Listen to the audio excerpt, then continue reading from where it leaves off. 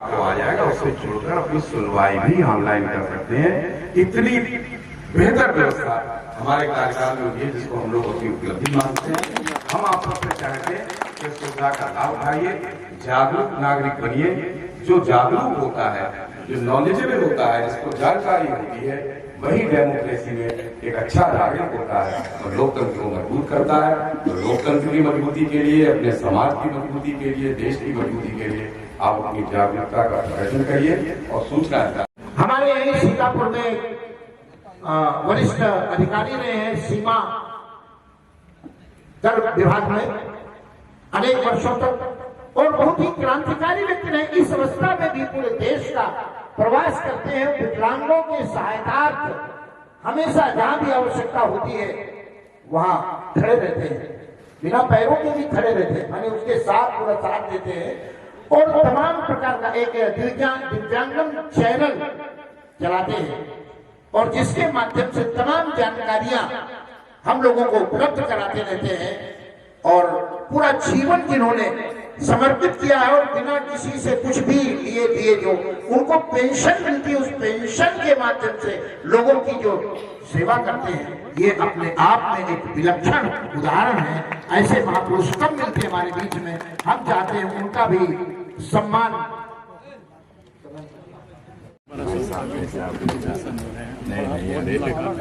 आइएगा फिर लखनऊ कभी।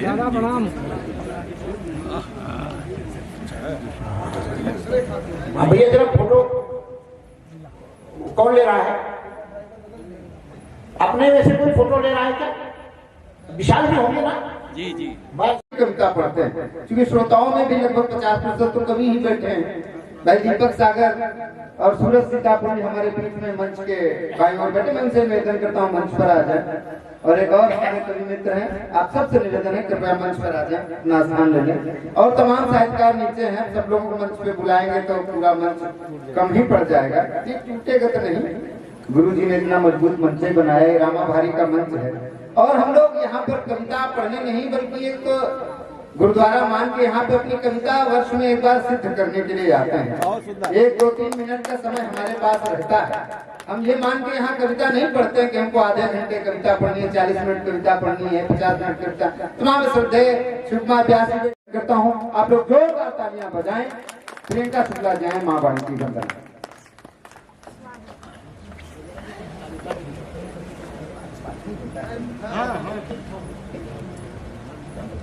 माँ शारदे की वंदना का आदेश हुआ है।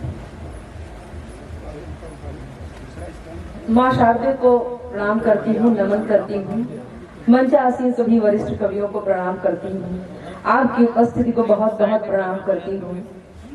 अपने मुख्य अतिथि विशिष्ट अतिथि को प्रणाम करती हूँ। आदरणीय गुरु तुल्य कमलेश मौर्य मृदु जी को प्रणाम करती हूँ। माँ की वंदना का आदेश हुआ है। माँ की वंदना आपके सामने प्रस्तुत करती हूँ और चाहती हूँ कि माँ की वंदना में आप सब भी साथ में शामिल हो जाइए। पढ़ती हूँ, सुनिएगा। शारदे माँ भवानी, शारदे माँ भवानी विराजो यहाँ। शारदे माँ भवानी विराजो यहाँ। काव्य के फूल चरणों में अर्पण करूं। शारदे माँ भवानी विराजो यहाँ। काव्य के फूल चरणों में अर्पण करूं। शब्द दो शब्द को, शब्द दो शब्द को अर्थ का भान दो। शब्द दो शब्द को अर्थ का भान दो। अर्थ के भान को पूर्ण सम्मान दो। पास मेरे नहीं कुछ, पास मेरे नहीं कुछ, जो है सब तेरा। पास मेरे नहीं कुछ, जो है सब तेरा। स्वर की दात्री हो तुम, स्वर की पहचान दो। स्वर की दात्री हो तुम, स्वर की पहचान दो। शब्द के अर्थ से, शब्द के अर्थ से स्वर जो मिल शब्द के अर्थ से स्वर जो मिल जाएगा, तब ये संभव है जीवन को दर्पण करो, तब ये संभव है जीवन को दर्पण करो, काव्य के फूल चरणों में अर्पण करूं। और गीत का द्वितीय बंद आप तक पहुंचाती हूँ, सुनिएगा कि बिन तुम्हारी कृपा के, बिन तुम्हारी कृपा के कथा कुछ नहीं, बिन तुम्हारी कृपा के कथा कुछ नहीं, बिन कथा के हमारी व्यथा कुछ नहीं, बिन तुम्हारी कृपा के कथा कुछ नहीं, बिन कथा के हमारी व्यथा कुछ नहीं। माँ व्यथा को हरो, माँ व्यथा को हरो, कुछ कृपायूं करो, माँ व्यथा को हरो, कुछ कृपायूं करो, हो तेरा अनुसरण बस प्रथा कुछ नहीं, हो तेरा अनुसरण बस प्रथा कुछ नहीं। माँ की ममता की बदली, माँ की ममता की बदली बरस जाए तो, माँ की ममता की बदली बरस जाए तो, अपनी कविता के मरुथल को सावन करूं, अपनी कविता के मरुथल को उपवन करूं, काव्य के फूल चरणों में अर्पण करूं। बहुत बहुत आभार। सेलेक्ट करके सबको बताएंगे,